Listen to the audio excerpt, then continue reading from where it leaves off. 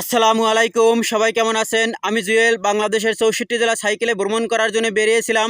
আমার নিজ জেলা পটুয়াখালী থেকে ভ্রমণ যাত্রা শুরু করে আমি এখন আছি পঞ্চগড় তেঁতুলিয়া।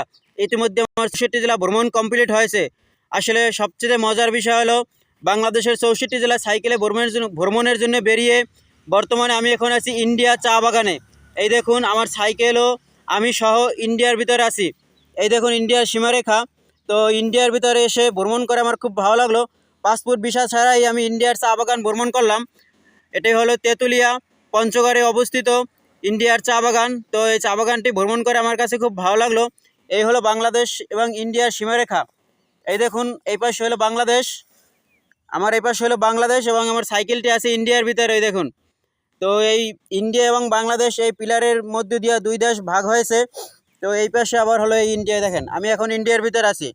তো এই ভিডিওটি কার কীরকম লেগেছে, ভিডিওটি ভালো লাগলে বেশি বেশি লাইক কমেন্ট ও শেয়ারের মাধ্যমে সকলের কাছে পৌঁছে দিবেন এবং সকলকে দেখার সুযোগ করে দিবেন। ধন্যবাদ সবাইকে, সবাই ভালো থাকবেন।